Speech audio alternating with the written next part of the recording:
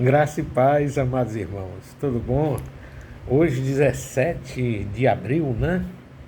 Semana Santa, essa semana é tida como Semana Santa, semana em que rememoramos o sacrifício de Jesus, né?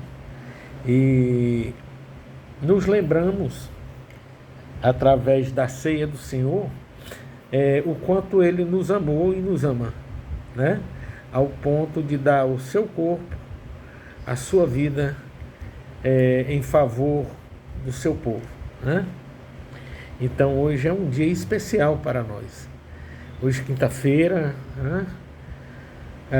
Quinta-feira Santa.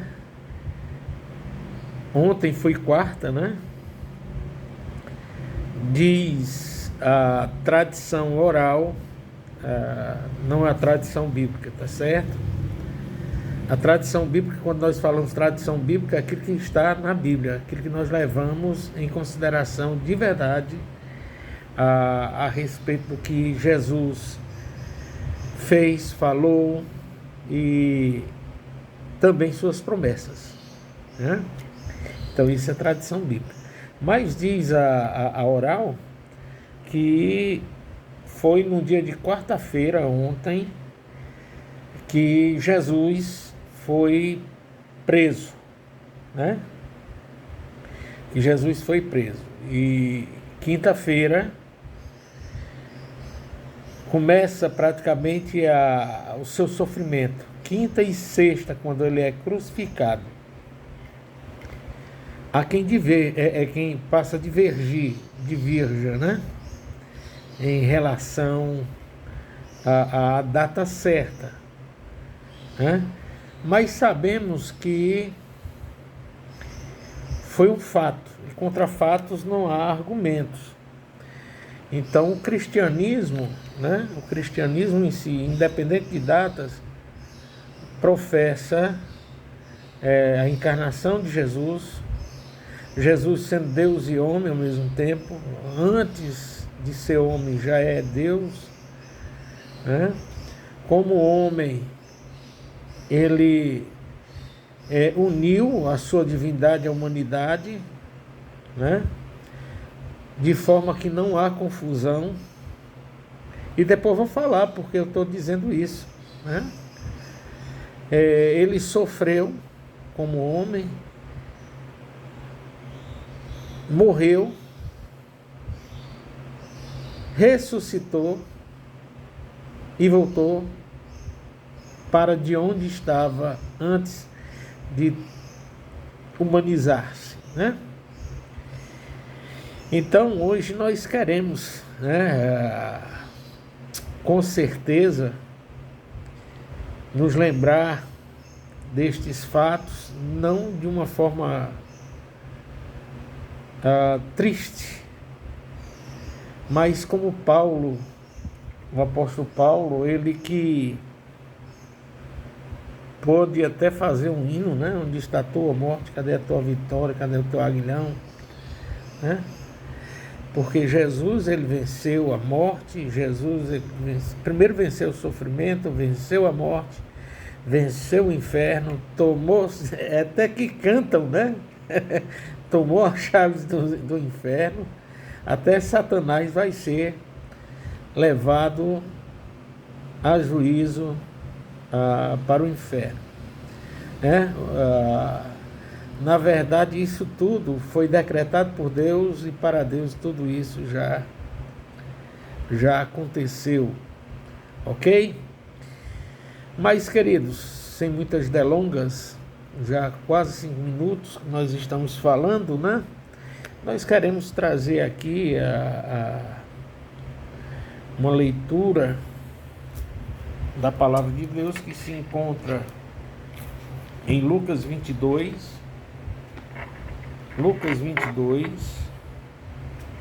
ok?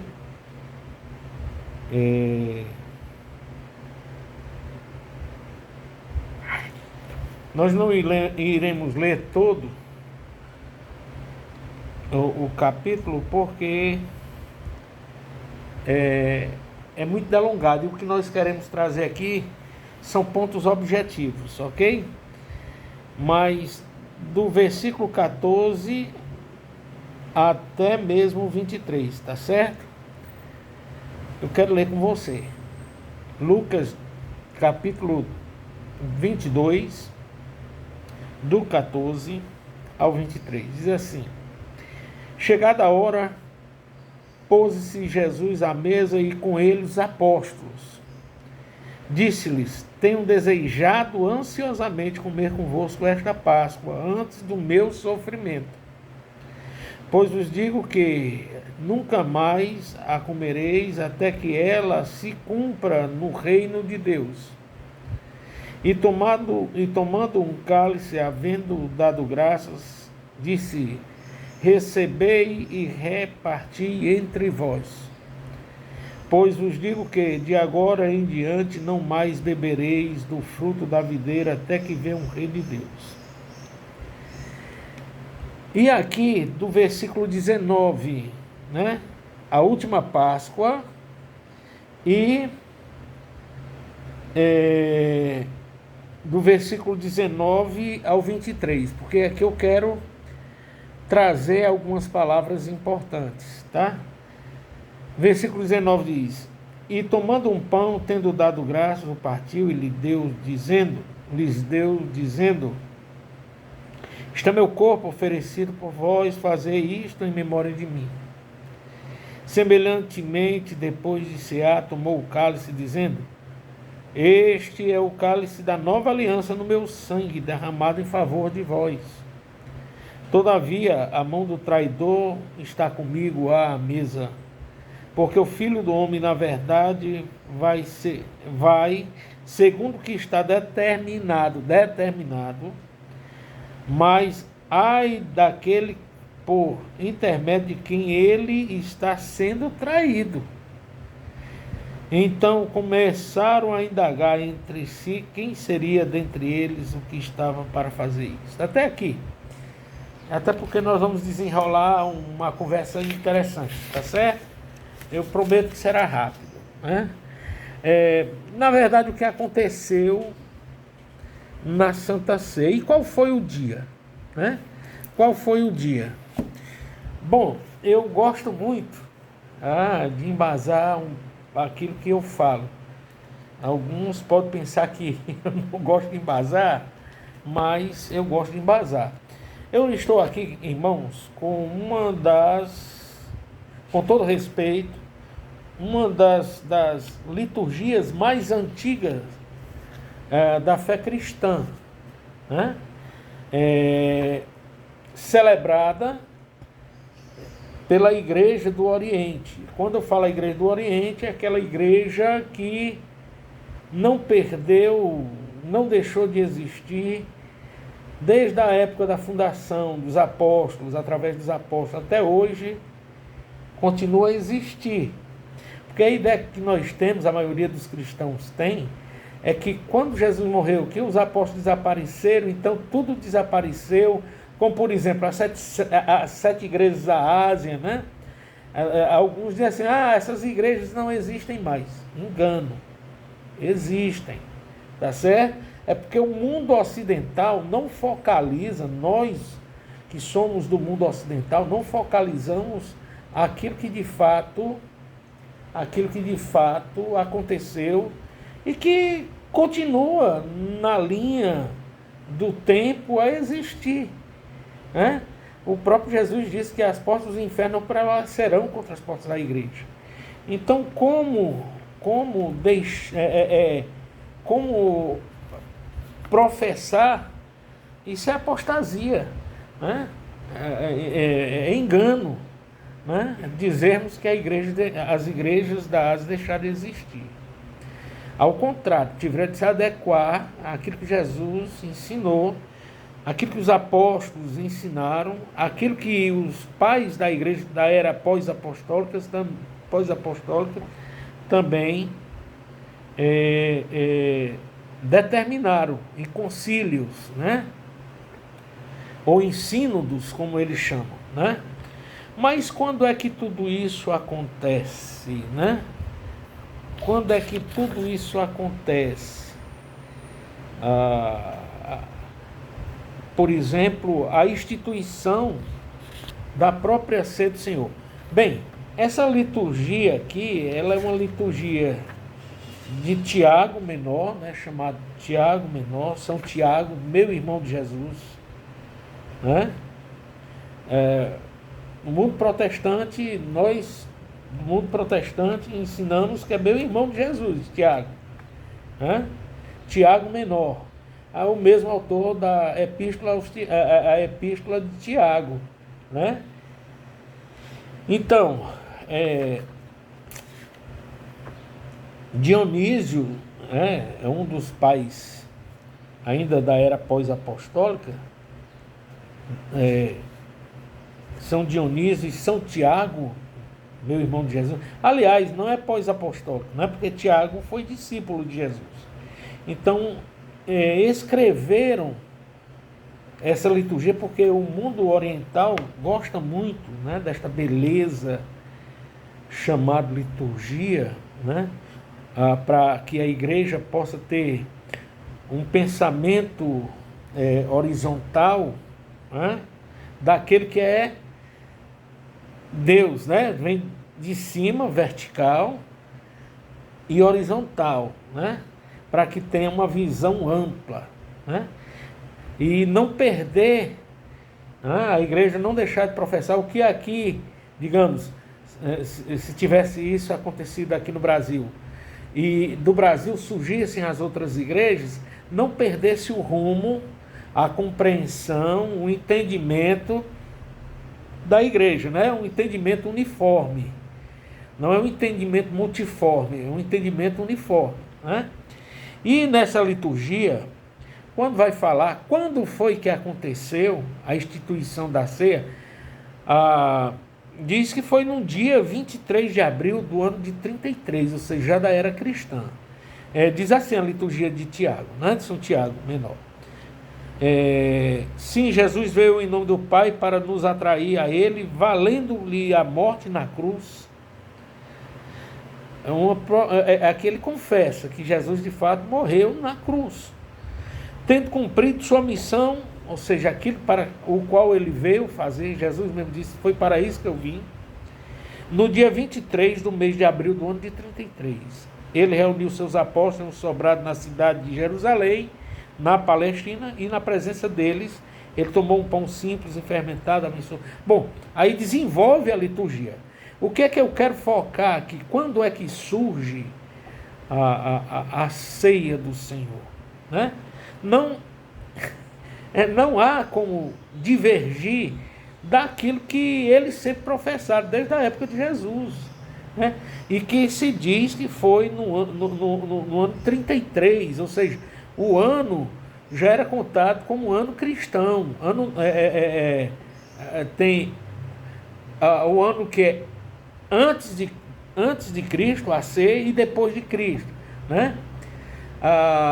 No latim, eles colocaram assim, Anno Domini, ou seja, ano do Senhor, ano de Jesus Cristo. Jesus Cristo é o Senhor. Então aqui ele diz que foi no ano 33, no dia 23 de abril, segundo o calendário, né? O calendário que eles usaram, já o calendário cristão. Não era mais aquele calendário, existiam vários calendários, Nisan, Lisan, bom, existiam vários calendários em voga, mas aqui já é contado como o ano cristão, ok? Ou seja, os discípulos já passaram a contar o ano cristão desde a encarnação de Jesus para frente, né? Hoje, por exemplo, hoje nós estamos no dia exatamente, desculpem, estou coçando um pouquinho aqui o olho, hoje exatamente dia 17 de abril de 2025, do ano cristão, Anno Domini, ok? Mas o que é que acontece exatamente nesse dia 23 de abril, né? Jesus lavou os pés dos apóstolos, ou dos discípulos, né? Mostrando assim serviço, que aquele que quer seguir a Jesus tem de estar disposto a servir, Também Jesus, ele explicou que iria ser traído, né? Nós lemos aqui no texto de Lucas, né? 22, onde Jesus ele diz que o traidor seria, né? Aquele a quem ele melasse o pão no vinho para dar-lhe, né? Então Jesus mostrou que quem seria o seu traidor, né? Também Jesus, ele aprofundou o sentido da ceia do Senhor. E aqui eu quero trazer um ponto também interessante para nós pensarmos, né? Porque geralmente quando nós falamos na ceia do Senhor, nós lembramos que Jesus celebrou apenas a ceia judaica. Lembre-se que Lucas, o doutor Lucas, ele era médico. Se você olhar no início do evangelho dele, ele deixa claro que ele coletou informações de tudo o que ocorreu na época de Jesus.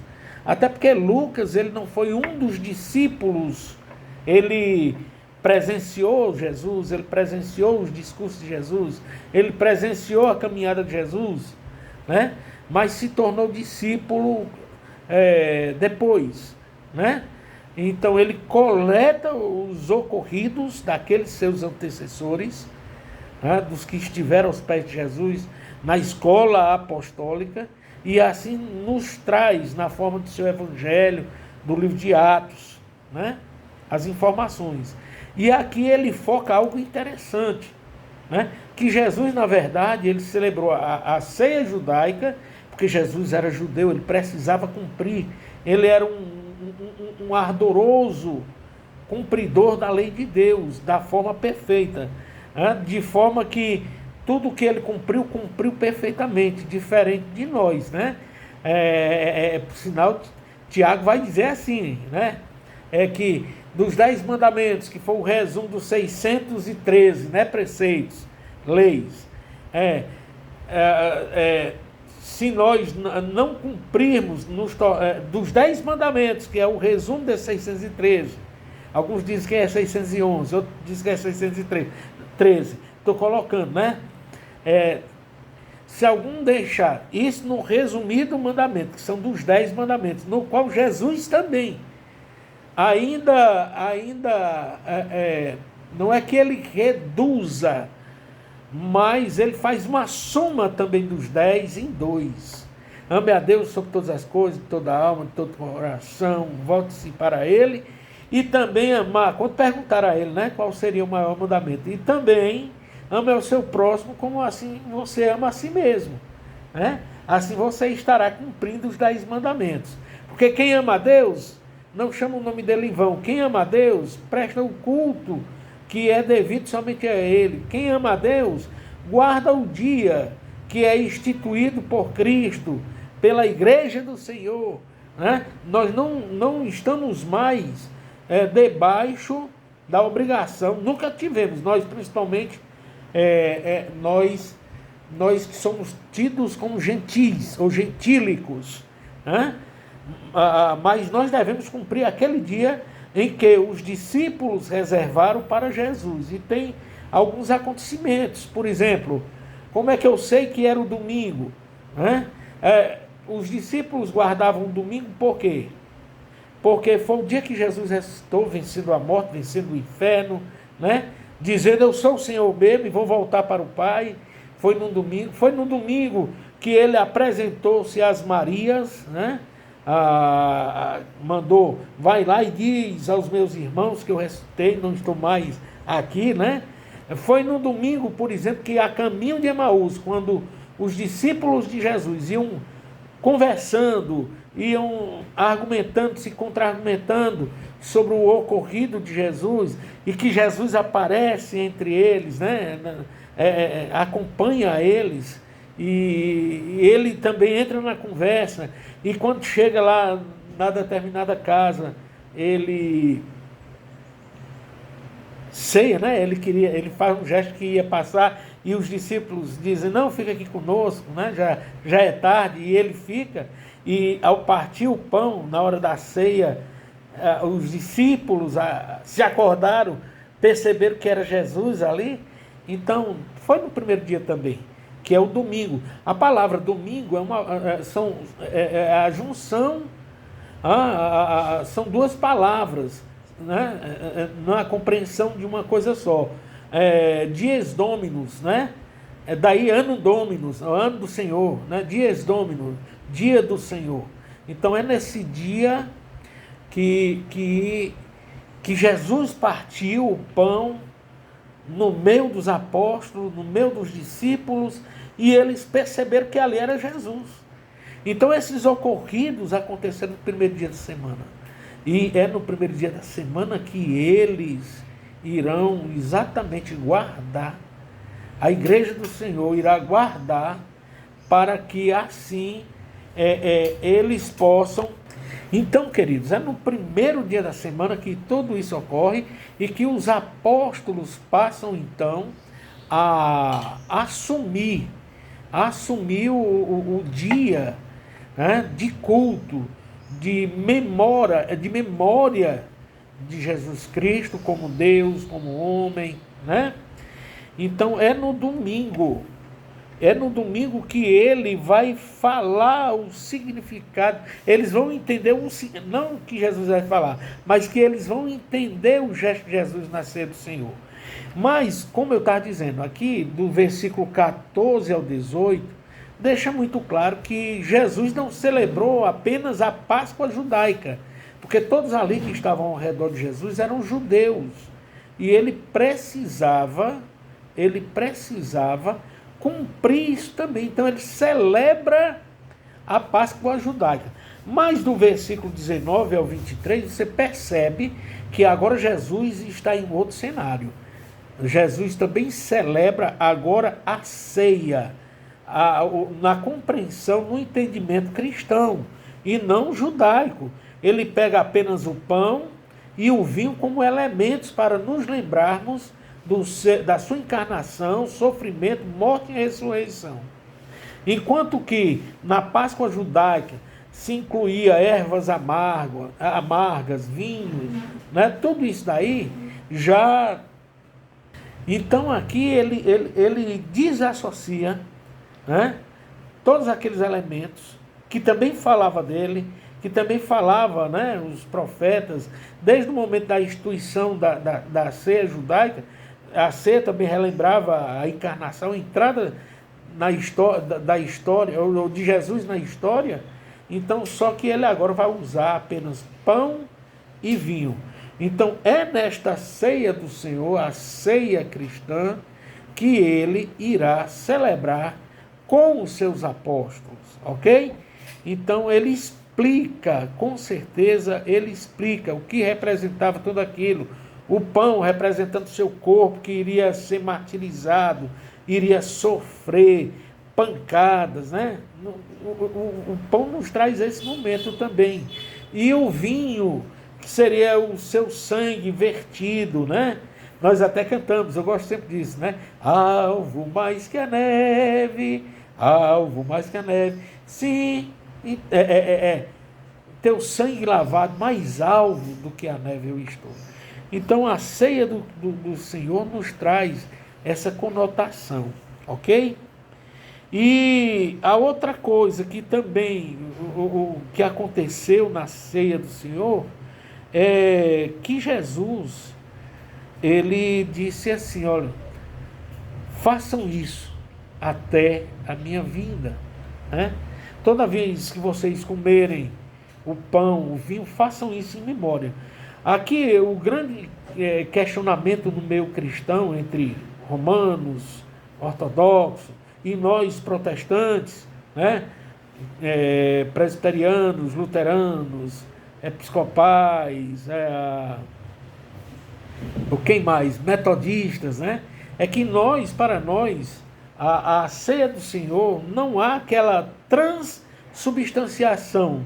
Na ortodoxia vamos chamar de transmutação, né? O pão aquele pão, a partir da epiclésia, ou seja, da invocação do Espírito Santo sobre os elementos, eles agora, de uma forma incruenta, passa a ser o corpo, o pão, e o vinho passa a ser o sangue de Jesus Cristo, tal qual como está no céu. Para nós, protestantes, evangélicos, né, como muitos falam, para nós também o que eles celebram como memória ou memorial, mas também para nós, nós não nos preocupamos em dizer que ali o pão é o próprio corpo, tal qual Jesus está no céu, está agora ali no pão. O pão agora deixou de ser pão, se tornou o corpo de Jesus, o vinho deixou de ser vinho, e agora se tornou o sangue de Jesus. Não. Para nós, de uma forma mística, espiritual, nós nos alimentamos, é um meio de graça, né? Pão e vinho são meios de graça, no qual nos alimentamos do verdadeiro corpo e sangue de Jesus Cristo. Mas por quê? Porque, por exemplo, lá em João, capítulo 6, onde há uma discussão enorme entre os judeus, né? Alguns acusam Jesus de canibalismo, né? Eles não entendem o discurso de Jesus, eles passam a murmurar, né? Questionar. Jesus, ele vai dizer algo interessante. Ele vai dizer assim que a sua palavra, está lá no verso 61, mas Jesus, sabendo por si mesmo que eles murmuravam a respeito das suas palavras, interpelou-os. Isso vos escandaliza? Aí ele vai dizer: que será, pois, se virdes o Filho do Homem subir para o lugar de onde primeiro estava? E o Espírito, aqui olha, é onde está. O Espírito é o que vivifica, a carne para nada se aproveita. As palavras, guarde bem essa, lá no versículo 63.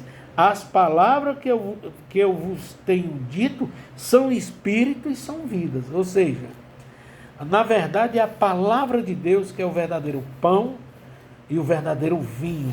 Os elementos estão ali, se tornam meios de graça, são santificados, são separados para aquele momento, né? Feliz do pastor que sabe fazer um pão próprio, sem ser um pão que vai para a padaria para ser comercializado, que sabe fazer o pão. Não estou aqui criticando de uma forma de deboche, mas seria interessante. Não estou dizendo que somos obrigados a fazer assim, né? E o vinho, né? O vinho que nós usamos ali é a palavra, é Cristo que se manifesta de uma forma mística, de uma forma espiritual, que torna aquilo ali, assim como o pão está ali, o vinho está ali, são alimentos para o corpo, a palavra de Deus também é alimento para a nossa alma, né, queridos? Então, eu queria compartilhar com vocês esta conversa, né? Esta conversa para lembrar-vos que nós também temos respeito, amamos a Jesus Cristo, a sua palavra é única, é viva, é verdadeira e dá vida, né? Não é isso que ele disse, está lá em João 6,63, as minhas palavras é que dá vida, né? É espírito. Então que nós tenhamos a humildade também de aceitarmos este presente de Deus para nós, que foi Jesus Cristo, que por livre vontade entregou-se a si mesmo para celebrar novamente o nosso retorno de amizade com Deus e a certeza de que um dia estaremos com Ele. Tudo, como dizia João Calvino, tudo para a maior glória de Deus. Que Deus seja louvado. E domingo, queridos, aqui vem a parte que eu quero também convidar, né? Domingo, nós estaremos 9 horas na Escola Bíblica Dominical. Queremos convidá-los a estarem conosco. E à noite nós estaremos celebrando o culto dominical, o culto da ressurreição, né, de Jesus Cristo, da Páscoa, né? Jesus, ele rompeu a morte, passou, trazendo-nos vida também junto a ele. Que Deus seja louvado. Esteja conosco às 16h30 de domingo, agora, dia 20. Será um privilégio tê-lo conosco. Que Deus seja louvado.